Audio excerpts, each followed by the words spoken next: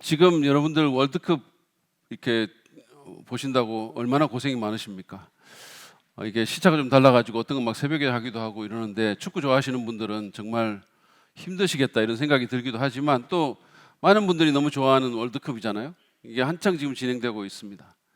지난주 중에 이렇게 벌어진 경기 가운데서 가장 화제가 되었던 경기는 아마도 사우디아라비아와 아르헨티나의 경기가 아닌가 이렇게 생각합니다. 사우디아라비아는 피파 랭킹 51위입니다. 지금 월드컵에 아마 참가한 국가 중에 최하위에 있는 그런 아마 팀일 거고, 아르헨티나는 뭐 가장 위에 올라 있는 랭킹 3인데 뭐 강력한 우승 후보고, 리오넬 메시라는 리빙 레전드, 살아있는 레전드를 보유하고 있는 그런 팀이죠. 그렇기 때문에 이 두 팀이 맞붙었을 때 이거는 뭐 그야말로 다윗과 골리앗의 싸움이죠. 상대가 되지 않는, 누가 봐도 그런 경기였습니다. 그런데 모두의 예상을 깨고 사우디아라비아가 자기보다 랭킹이 48이나 더 높은 그런 아르헨티나를 2대1로 역전승했습니다. 난리가 났어. 그 나라는 완전 난리가 났어요. 얼마 전에 우리나라를 다녀갔던 빈살만 왕세자인가요? 그 왕족이잖아요. 그 사람들이 제가 사진을 보니까 그들도 저렇게 막 저런 옷을 입고 기뻐하면서 저거 푹푹 뛰고 아마 북민 돌았을 것 같은데, 옷을 좀 갈아입고 했으면 좋겠다는 생각도 들었는데 어쨌든 얼마나 기뻤으면 저렇게 했을까, 그런 생각이 들었습니다. 심지어 이 나라는요, 그 경기 다음 날을 공휴일로 선포하기도 했습니다. 우리나라도 강호 포르투갈을 꺾고 그 다음 날이 공휴일 되는 그런 일이 있으면 너무 좋겠어요. 여러분들이 아멘을 안 하니까 이런 일이 안 일어나시는 거예요. 다 이게 안 되면 다 여러분 탓입니다. 어쨌든 이렇게 그 약팀이 자기보다 훨씬 더 이렇게 실력이 좋은 강팀을 상대할 때 축구에서 이기는 법이 있는데, 그것은 뭐냐면 전반전에 완전히 그냥 거의 모든 선수가 그물 수비를 하는 거죠. 촘촘하게 그냥 다 그냥 안 올라가고 밑에서 이렇게 수비하다가 역습의 기회를 노리는 겁니다. 그것이 그들의 어떻게 보면 유일한 이기는 방법입니다. 제가 지난번 말씀에서 나누었듯이 지금 우리 예수 믿는 분들, 그리스도인들은 좋든 싫든 원하든 원하지 않든 싸움에 노출되어 있습니다. 운동선수들이 적들과 경기를 하듯이, 상대팀과 경기를 하듯이 우리도 영적 전쟁이라는 싸움에 노출이 되어 있습니다. 여러분들이 그것을 때로는 의식하기도 하고 때로는 의식하지 못하기도 하지만, 그러나 우리는 싸움터에 있습니다. 저는 싸우는 걸 정말로 싫어하지만 그럼에도 불구하고 매일같이 제 안의 욕심과 악한 영의 유혹과 세상의 타락함, 그런 문화들과 싸워야 합니다. 하나님의 나라와 복음을 위해서, 또 사람들의 영혼을 두고 싸워야 합니다. 우리가 하는 사역도 어떤 면에서는 영적인 싸움입니다. 그런데 문제는 이 싸움의 상대가 만만치 않다라는 겁니다. 바울은 에베소서 6장 12절에서 우리의 상대에 대해서 이렇게 말합니다. 우리의 싸움은 인간을 적대자로 상대하는 것이 아니라 통치자들과 권세자들과 이 어두운 세계의 지배자들과 하늘에 있는 악한 영들을 상대로 하는 것입니다. 우리의 상대가 그냥 인간이 아니라는 거죠. 어떻게 보면 교회는 이 세상과 이렇게 세상에 둘러싸여 있고, 믿는 사람들이 특별히 그 교회를 싫어하는 안티들보다 훨씬 더 숫자가 작기 때문에 그 자체가 굉장히 불리하다, 위축되어 있다 이렇게 생각할 수 있는데, 사실은 그런 인간이 우리의 상대가 아니고 그들보다는 훨씬 더 막강한 존재들, 온갖 수단을 동원하고 우리의 모든 연약함을 알고 우리를 무너뜨릴 수 있는 세상의 모든 어떤 시스템들을 동원해서 우리를 어렵게 만들 수 있는 그런 사단과 이 어두운 세계를 지배하고 있는 악한 영들, 그들이 우리의 싸움 상대라고 얘기를 합니다. 이것이야말로 게임이 안 되는 싸움이에요. 이거는 정말 뭐 사우디와 아르헨티나의 차이 정도가 아니라 어떻게 보면 동네 축구와 브라질과의 싸움, 뭐 그보다 격차가 더 크다고 할 수 있을 겁니다. 그렇다면 우리는 어떻게 이 말도 안 되는 싸움을 이길 수 있을까요? 어떻게 우리같이 연약한 사람들이 정말 뛰어난 지능과 능력과 네트워크를 자랑하는 그 상대와의 싸움에서 승리할 수 있을까요? 이것이 오늘 우리의 주제입니다. 먼저 본문의 얘기를 좀 살펴본 후에 이 주제에 대해서 교훈을 얻기를 원하는데, 성경 가지고 오신 분들은 사사기 7장을 펴시고 저희 얘기를 따라와 주시면 되겠습니다. 사사기 7장 9절부터 오늘 볼 텐데 끝까지 저희가 지금 기도원 이야기를 시리즈로 이렇게 보고 있는데, 2주 전에 이 시리즈 6번째 시간에 하나님께서 전쟁에 나선 이스라엘 군대의 사이즈를 32,000명에서 300명으로 줄인 그런 얘기를 봤습니다. 상대는 당시에 이스라엘을 7년 동안이나 유린했던 그런 미디안과 그 연합군 13만 5천 명이었습니다. 여러분 생각해 보세요.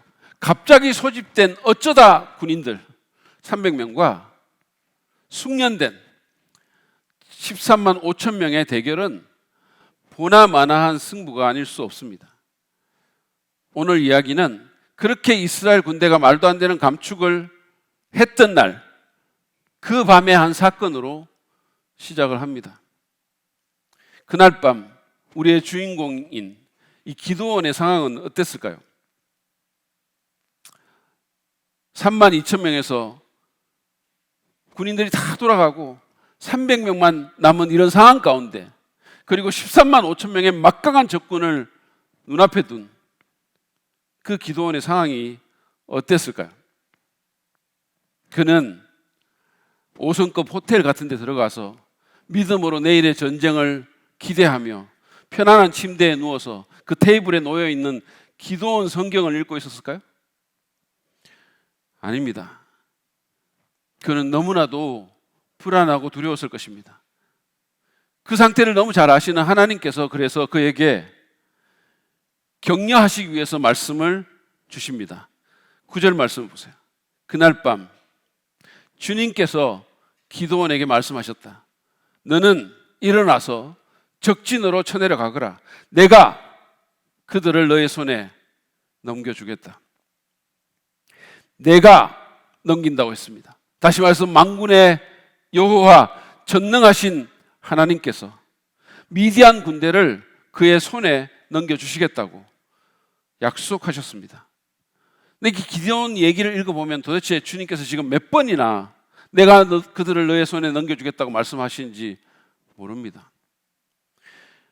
그러나 그럼에도 기드온에게는 이것이 충분하지 않았습니다. 그래서 하나님은 10절 11절에서 이렇게 말씀을 더하십니다. 보시죠. 네가 쳐내려가기가 두려우면, 그 말은 기드온이 지금 두렵다는 거죠. 그러면 너의 부하 불화와 함께 먼저 적진으로 내려가 보아라. 그리고 적들이 무슨 말을 하는지 들어보면 네가 적진으로 쳐내려갈 용기를 얻을 것이다. 계속 주저하고 있으니까 계속해서 뭔가 자꾸 가야 되는데 안 가고 무슨 양털 가져오고 자꾸 이러고 있으니까 하나님께서 지금 이렇게 말씀하시는 거죠. 근데 이 얘기를 읽어보면 기드온의 이 소심함과 주저함은 독자의 입장에서는 살짝 짜증이 날 것 같은 그런 정도입니다. 아니 하나님께서 지금 몇 번이나 얘기를 하시는데 나 같으면 그래도 그렇게는 안 했을까? 아니 하나님이 나타나셔서 말도 하시고 무슨 불도 살라주시고 뭐 온갖 거 다 하는데 계속 그러잖아요. 너무한 거 아니야? 뭐 이런 생각이 드는 거죠. 그렇지만 여러분, 아스 쿤달 박사가 말하는 것처럼 이스라엘의 영웅인 기드온의 이런 주저함과 소심함과 연약한 믿음이 그대로 묘사되어 있는 것은 이 얘기가 조작이 아니라 사실임을 짐작해 합니다. 만약에 이걸 누군가가 조작해서 썼으면 이런 얘기는 절대 안 했겠죠. 자기들의 영웅인데. 아무튼 하나님의 오래 참으심과 친절하심은 정말 놀라울 정도입니다. 기도원은 하나님의 말씀대로 자기의 부하를 데리고 적진의 주변으로 접근합니다. 12절은 그때 그의 눈에 보이던 광경입니다. 보시죠. 미디안 사람과 아말렉 사람과 사막 부족들이 메뚜기 떼처럼 그 골짜기에 수없이 널려 있었으며 그들의 낙타도 바닷가의 모래알처럼 헤아릴 수 없이 많았다. 그림이 그려지세요? 제가 지금 이걸 읽었는데 여러분들이 이렇게 뭔가 머릿속에 그림을 한번 그려보셨나요? 이게 기도원의 눈에 들어온 그림입니다. 아말렉 사람들, 미디안 사람들, 사막 부족들이 메뚜기 떼처럼 그 골짜기에 수도 없이 많았다 그랬습니다. 그리고 그들의 낙타도 바닷가의 모래알처럼 헤아릴 수가 없었다 그랬어요. 얼마나 압도적이었을까요? 기도는 다시 한번 가슴이 오그라들었을 것입니다. 그러나 그런 가운데 하나님의 오묘한 섭리가 나타납니다. 그가 적진에 도달한 바로 그 순간에 마침 한 미디안 병사가 자기의 꿈 얘기를 자기 친구에게 하고 있었습니다. 바로 그 순간에 13절에 그 내용이 있습니다. 내가 꿈을 꾸었는데 보리빵 한 덩어리가 미디안 진으로 굴러 들어와 장막에 이르러서 그 장막을 쳐서 뒤엎으니 그만 막이 쓰러지고 말았다네. 큰 보리빵이, 개혁성이면 보리떡이라 그랬는데 어쨌든 큰 보리떡인지 빵이 장막을 쓰러뜨리는 그런 꿈을 꾼 겁니다. 보리빵은 그 당시에 가난한 사람들이 먹는 겁니다. 사실은 이스라엘을 상징하는 거죠. 이스라엘은 지금 밀을 다 뺏기고 그냥 근근히 연명하는 상황이니까요. 이 보리빵은 이스라엘을 상징합니다. 그리고 장막은 천막을 치고 유목 생활을 하던 미디안 사람들을 가리키죠. 이 꿈 얘기를 들은 다른 병사의 해몽이 14절에 나옵니다. 그것은 다름이 아니라 이스라엘 사람 요아스의 아들인 기드온의 칼이 틀림없네. 하나님이 미디안과 그 모든 진을 그의 손에 넘기신다는 것일세. 놀랍게도 그들은 기드온의 이름을 알고 있었습니다. 적군의 최고 지휘관이어서 그랬을 수도 있겠죠. 왜냐하면 그쪽의 최고 지휘관이 기드온이니까. 그래서 그 이름을 들어서 알고 있을 수도 있겠지만 아마도 바알 제단을 무너뜨린 그 사건이 기드온을 이스라엘뿐 아니라 미디안에서도 유명하게 만들었을 것으로 생각합니다. 왜냐하면 그 당시에 그렇게 하는 사람은 아무도 없었으니까요.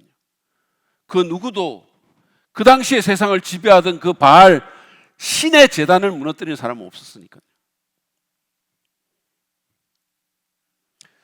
아무튼 그 해몽을 통해서 그 병사는 그동안 하나님께서 기드온에게 줄곧 해오신 얘기를 했습니다. 여러분 아까 주목해서 보셨나요?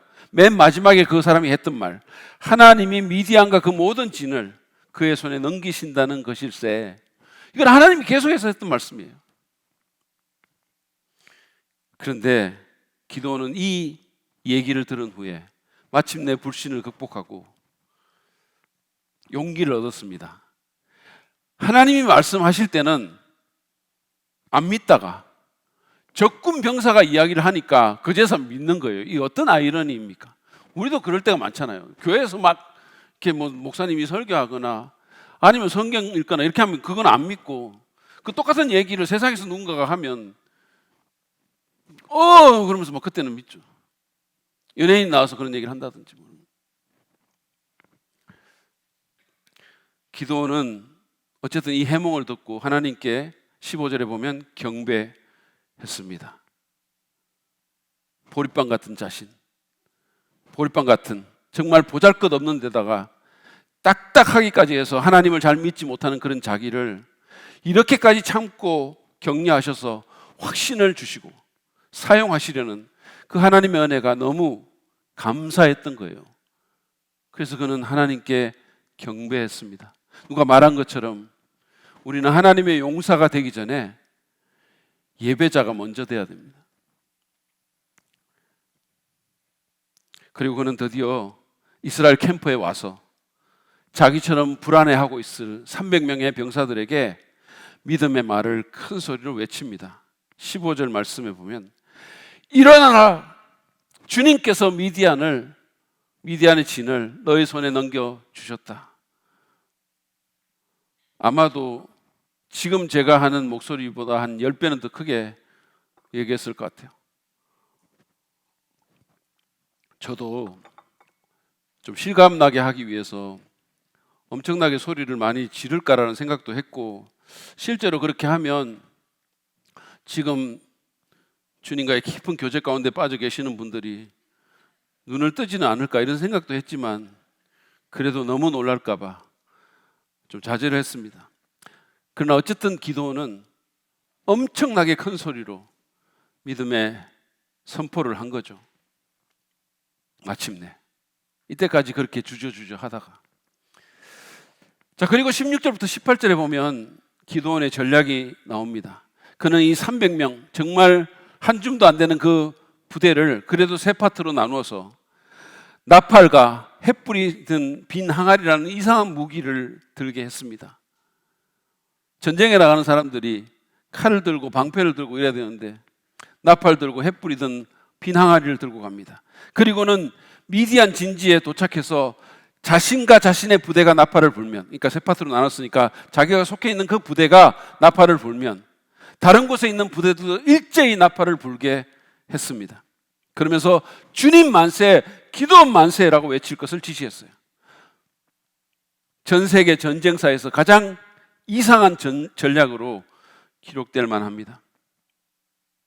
19절부터 25절까지는 이 전략을 실제로 옮기는, 그래서 그것에 의해서 어떤 일이 벌어지는지를 이야기하고 있습니다. 그런데 19절에 보면 하나님의 또 다른 섭리가 나와 있습니다. 보시죠. 기드온과 그가 거느리는 군사 100명이 적진의 끝에 다다른 것은 미디안 군대의 보초가 교대를 막 끝낸 한밤중이었다. 절묘한 타이밍이죠. 보초가 교대하는 때는 적진을 공격하기가 가장 적합한 때입니다. 기드온의 부대는 마치 예약이라도 한 것처럼 보초가 교대를 막 끝낸 가장 취약한 그 순간에, 그것도 한밤중에, 밤 10시입니다. 그때 적진에 도달했습니다. 여러분, 이것은 그냥 우연이 아닙니다.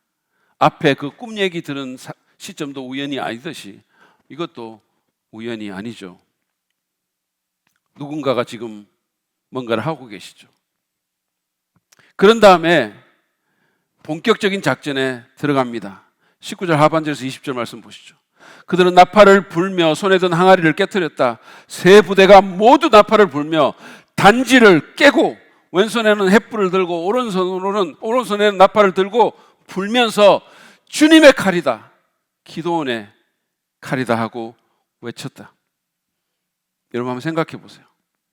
사람들이 잠든 고요한 한밤중에, 그 어떤 소리도 없는 그 고요한 밤중에 갑자기 300개의 나팔 소리가 사방에서 들립니다. 그리고 단지가 깨지는, 300개의 단지가 깨지는 엄청난 소리가 들립니다. 칠흑 같은 어둠 가운데 사방에서 300개의 횃불이 빛을 발합니다. 그리고는 길을 찢는 나팔 소리와 함께 300명의 용사가 주님의 칼이다, 기드온의 칼이다라는 우렁찬 함성을 냅니다. 어떻겠어요?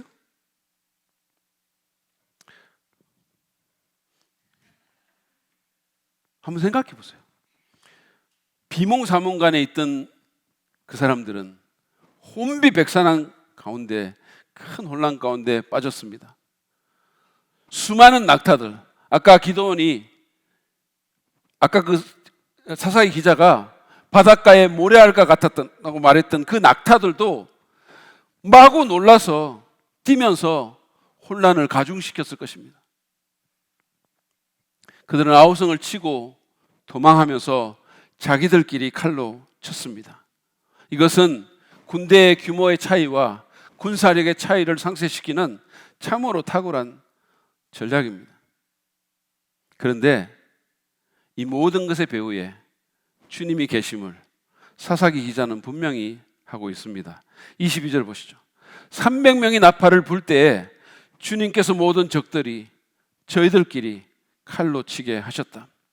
이때까지 7년 동안 계속해서 이스라엘을 쳐들어와서 그 칼로 무고한 이스라엘 백성들을 죽이고 찌르던 그 사람들이 이제는 자기들끼리 칼로 친다고. 그런데 이 모든 것을 주님께서 그렇게 하도록 하셨다라고 말씀합니다. 그렇습니다. 이 전쟁은 하나님께 속한 것입니다. 그분은 기드온에게 내가 그들을 너희 손에 넘겨주겠다고 분명히 말씀하셨습니다.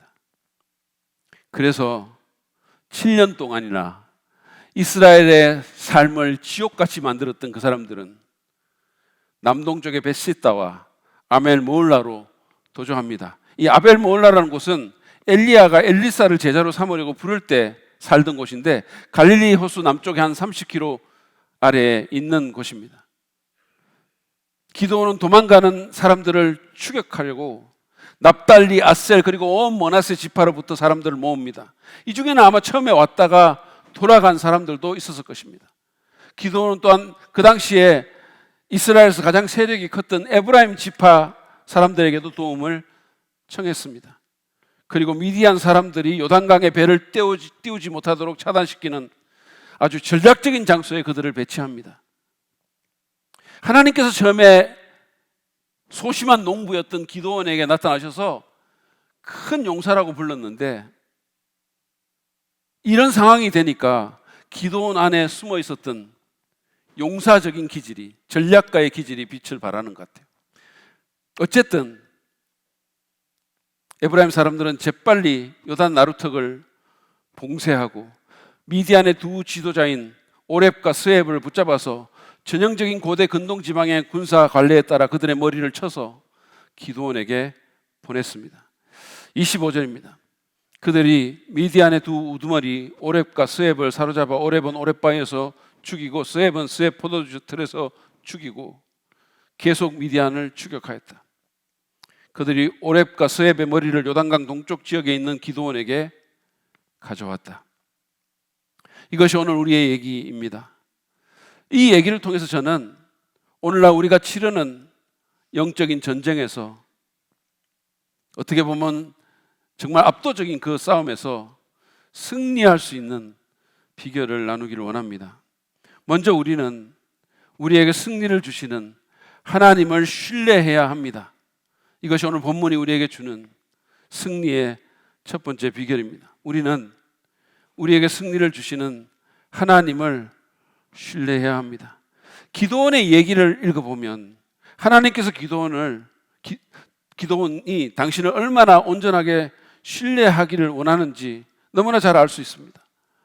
몇 번이나 내가 승리를 주겠다고 확약하셨을 뿐만 아니라 바위에서 불이 나와서 음식을 사르는 것을 보여주시기도 하고 양털로 주제넘은 요구를 하는 그의 청을 들어주시기도 합니다. 오늘 본문을 보면 기드온과 그의 부하를 보내서 적군의 대화를 엿듣게 하기도 하셨죠. 그렇게 믿지 못하고 주저하던 기드온은 마침내 거기서 주님에 대한 확신을 가지게 됩니다. 하나님께서 엄청난 자비와 인내심으로 기드온에게 확신을 심어주신 것은, 이렇게까지 하면서 그에게 확신을 심어주신 것은 그것이 영적 전쟁의 승리에 반드시 필요하기 때문입니다. 팀 켈러의 지적처럼 우리와 함께 하시는 하나님의 임재와 우리를 위한 하나님의 능력에 대한 확신이 없다면 우리는 위험을 감수하며 하나님께 순종하여 담대한 일을 하지 않으려 할 것입니다. 그렇습니다. 우리가 영적인 전쟁에서 이기려면 우리는 우리에게 승리를 주시는 하나님의 임재와 능력을 확신하며 그분을 온전히 신뢰해야 합니다. 여러분, 하나님은 비록 눈에 보이진 않지만 믿을 만한 분이십니다. 하나님보다 더 신뢰할 만한 대상은 없습니다. 그분은 믿을 만한 분이십니다. 어제 저희는 저희 교회의 필요를 위해서 뿐만 아니라 이 지역의 어려운 분들과 나누기 위해서 김장을 담았습니다. 저는 양육반을 하고 식당에 내려가서 박수영 사모님 옆에서 김장김치에 양념을 버무렸어요. 근데 제가 사실 그걸 잘 못하니까 뭐 어떻게 잘하겠어요? 그러니까 제가 잘 못하니까 옆에서 이렇게 보다가 제게 뭐라고 코치를 하는데 도무지 신뢰가 가지 않았어요. 도무지. 원래 제가 알았거든요. 요리에 은사가 특별히 없는 분으로 알고 있어가지고 선입견도 좀 있는 데다가 제가 이렇게 보니까 자기도 어설프더라고. 자기도 뭐 잘 모르고 그래요. 신뢰가 가지 않았습니다. 근데 이 김장 프로젝트의 대장 되시는 우리 여전도의 회장 김기자 목사님은 달랐어요. 그분은 이 일을 수십 년 해온 정말 믿을 수 있는 분입니다. 제가 이렇게 일을 하다가 옆에서 이렇게 소리를 들었는데 뭔가 누가 와가지고 이렇게 뭔가 의문을 이렇게 사람들이 제기하는 것 같아요. 뭐라고 말을 하니까 특유의 그 톤 있잖아요. 아이 그냥 해 이러시더라고요. 아이 그냥 해. 자기 믿고 그냥 하라는 대로 하라는 거예요. 그러면 된다는 거죠. 그냥 하시더라고요. 그냥 하니까 되는 거예요. 신뢰하고 하니까. 여러분, 하나님은 신뢰할 만한 분이십니다.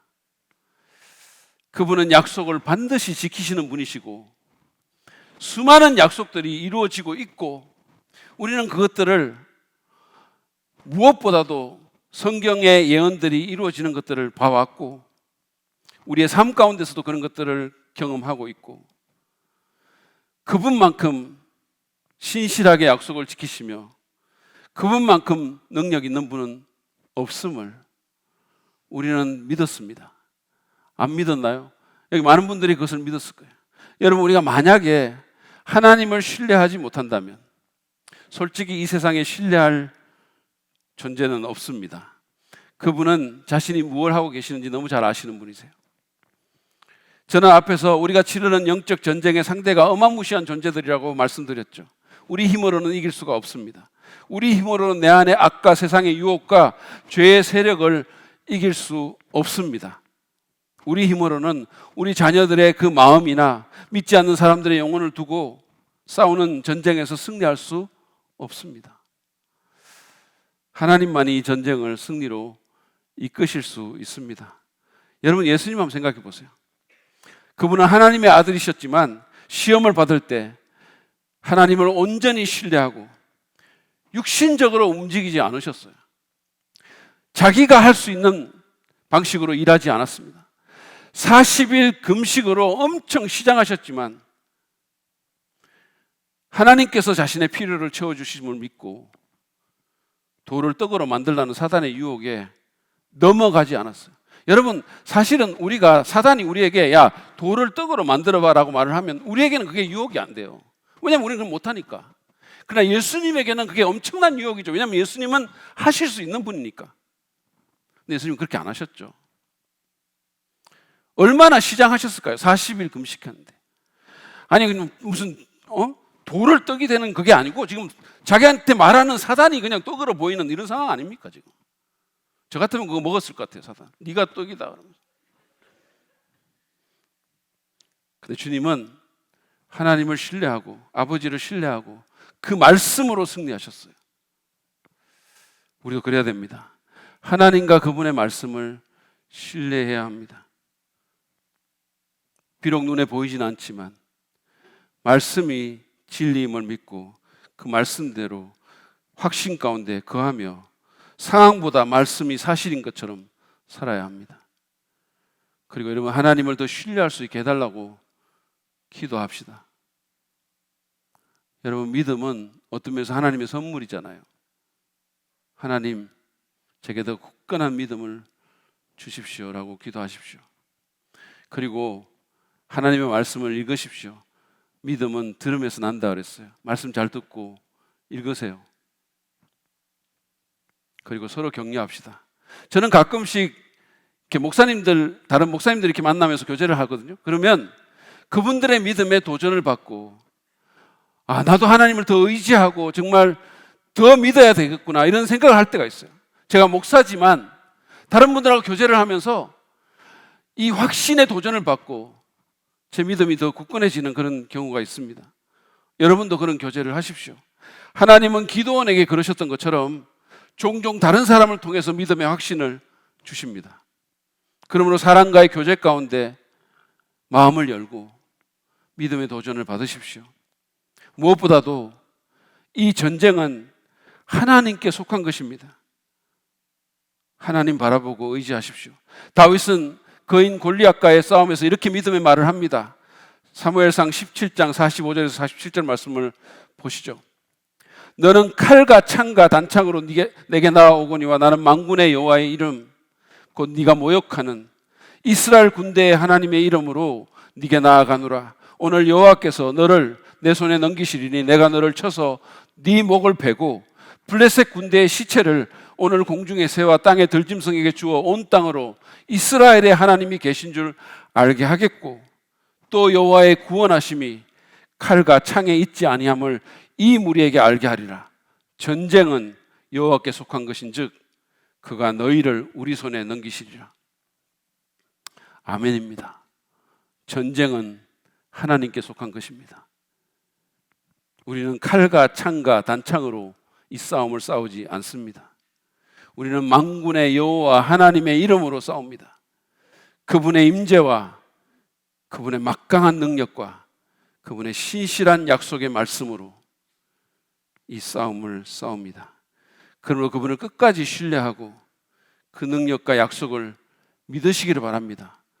확신은 우리 그리스도인의 삶에 있어서, 우리의 영적 싸움에 있어서 얼마나 중요하고 필요한 무기인지 모릅니다.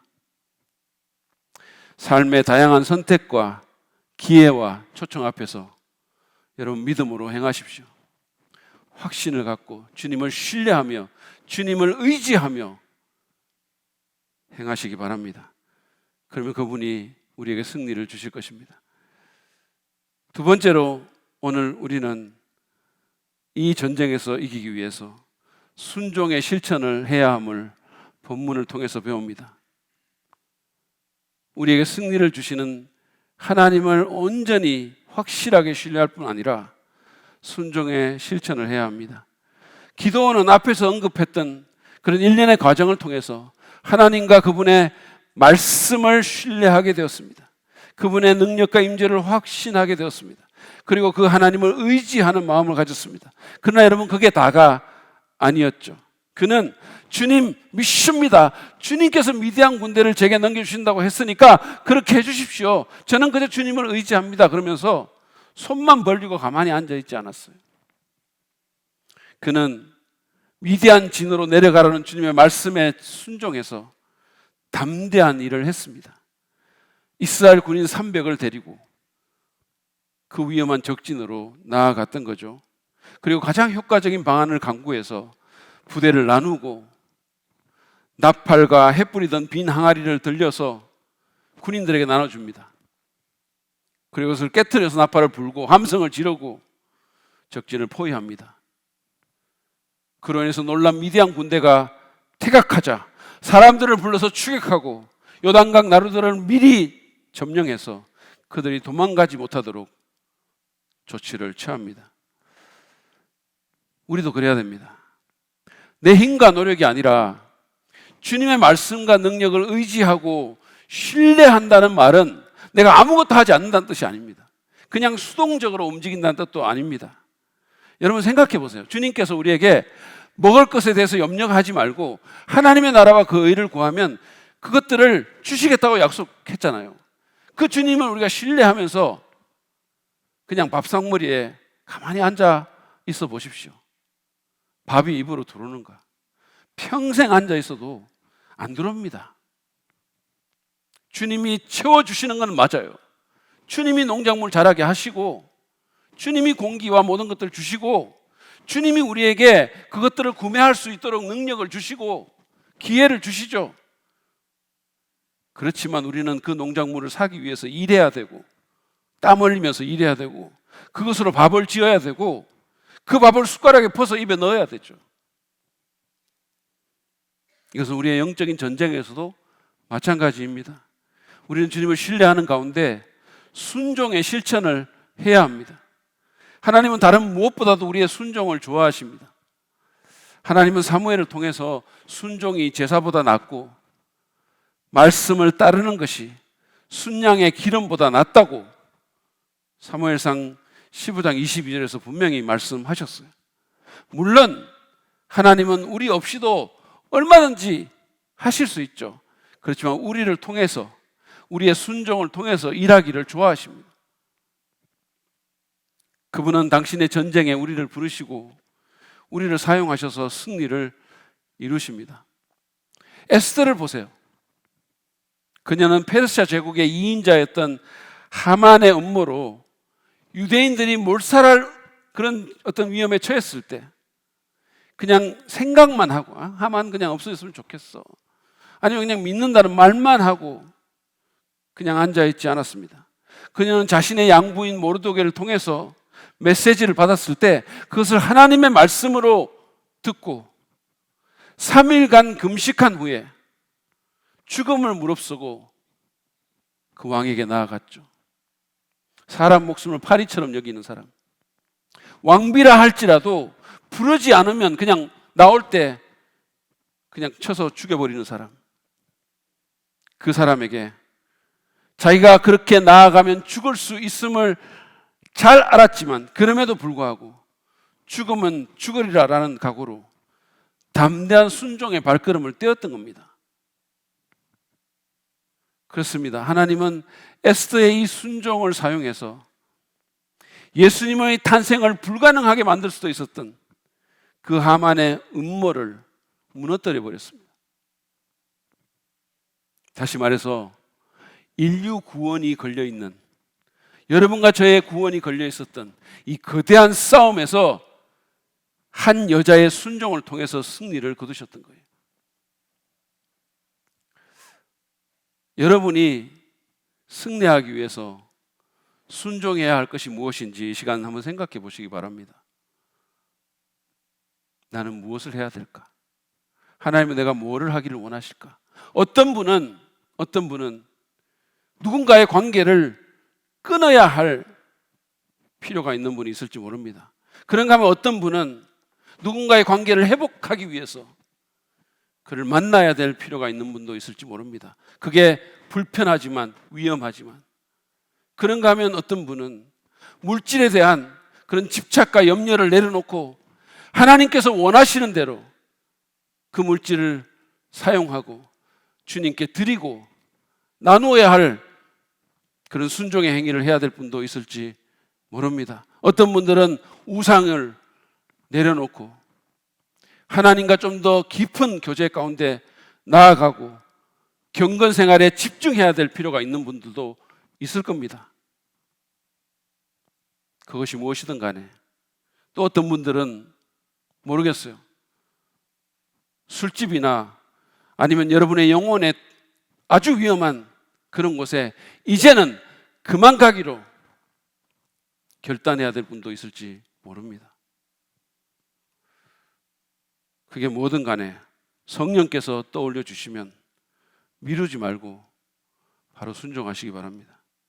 특별히 순종할 때 여러분, 우리는 최선을 다해서 순종할 뿐 아니라 주님이 주신 지혜를 사용해서 가장 효과적으로, 가장 전략적으로 움직일 필요가 있습니다. 주님은 그런 것들을 사용하시죠.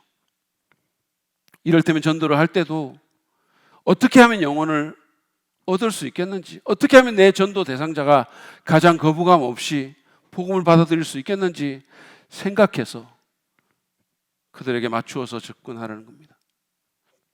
사역을 할 때도 마찬가지예요. 우리의 마음과 우리의 손과 발뿐만 아니라 우리의 머리를 동원해서 순종해야 합니다. 본문의 기도원이 그랬던 것처럼 13만 5천 명의 그 엄청난 적군 앞에서, 여러분 만약에 기도원이 아무 생각 없이 그냥 주님이 가라고 했으니까 아무 생각 없이 300명의 군사와 함께 적군을 향해서 그냥 돌진했으면 어떻게 됐을까요? 그는 주님이 주신 지혜로 방안을 강구하고 누구도 해보지 않은 무기와 전략을 사용합니다. 물론 그것이 승리의 본질적인 요인은 아니에요. 하나님 때문에 승리한 겁니다. 하나님께서 기드온에게 찾아오셨고 기드온을 용사로 불러주셨고 하나님께서 그에게 여러 가지 기적적인 초자연적인 사건들을 일으키셨고 섭리 가운데 일하셨고 하나님이 하신 거죠. 그러나 동시에 하나님은 그의 전략적인 순종을 사용하셔서 승리를 이루신 겁니다. 그래서 이스라엘이 더 이상 고통받지 않는 일에 기드온을 사용해 주신 거예요. 여러분이 알다시피 저는 매주 말씀을 전합니다. 사랑 믿는 교회에서만 15년 넘게 이 일을 하고 있습니다. 제게 있어서 이 설교는 저를 말씀 사역자로 부르신 하나님의 그 부르심에 대한 또 그분의 음성에 대한 순종의 행위입니다. 너는 말씀을 전파하라 그랬어요. 때를 얻든지 못 얻든지. 그래서 저는 이 설교가 다른 어떤 것보다도 하나님에 대한 저의 순종의 행위입니다. 그리고 그것은 영적 전쟁을 위한 저의 무기이기도 하죠. 저는 이 무기로 전쟁을 치릅니다. 우리 공동체 안에서. 저는 그동안의 사역을 통해서 하나님께서 우리 교회 가운데 이런저런 승리를 주신 것을 경험하기도 했고 전해 듣기도 했습니다. 예수님을 믿지 않던 사람들이 주님을 믿어서 극적으로 거듭나는 일도 있고 어떤 분은 마음의 변화가 일어나서 생각지 못했던 헌신을 하기도 합니다. 어떤 분들은 이 예배 장소에 들어와서 마음의 감동이 돼서 울컥하고 때로는 눈물도 흘리고 주님 앞에서 결단하고 변화하는 일들이 있기도 합니다. 저는 제가 사람을 구원할 수 없고 사람의 마음을 바꿀 수도 없음을 잘 압니다. 제가 앞에서 말씀드렸던 그런 일들은 하나님이 하시는 일이에요. 하나님께서 제 설교의 어떠함과 상관없이 당신의 일을 하시고 승리를 이루시는 것입니다. 그러나 그럼에도 불구하고 저는 최선을 다해서 설교를 준비합니다. 왜냐하면 이것은 제가 하나님께 드리는 순종이니까, 그리고 하나님께서 이것을 사용하시니까 생각하고 묵상하고 말씀을 연구하고 책을 읽고 자료를 찾고 원고를 씁니다. 금요일부터 제가 원고를 쓰거든요. 정식으로 쓰는 게. 그 전에 계속 생각하고 금요일 쓰고 토요일 쓰고 그러면 제가 컴퓨터 스크린 보면서 왜 내가 이런 팔자가 돼가지고 이 좋은 토요일 날 머리를 쥐어짜고 있나 그럴 때가 있어요. 그뿐만이 아니죠. 저는 어떻게 하면 가장 효과적으로 전달할 수 있을지 방안을 강구하고 더 쉽고 더 재미있게 이해시키기 위해서 예화를 찾고 이야기를 찾습니다. 제가 주중에 한 번씩 교회 1층에 내려오는 이유 중에 하나는 예화거리를 찾는 거예요. 솔직히 제 눈에 걸리는 모든 게 잠재적인 예화거리입니다. 오죽했으면 우리 성도들이 뭘 하다가 제가 오면 자기들끼리 조심해, 내일 설교에 나올지 몰라. 그러면 저를 피하겠습니까? 아무튼 저는 주님의 능력을 의지한다는 이유로 또는 그런 구실로 수동적으로 사역하거나 적당히 설교 준비하지 않습니다. 제가 부족하기 때문에 최선을 다해서 준비합니다.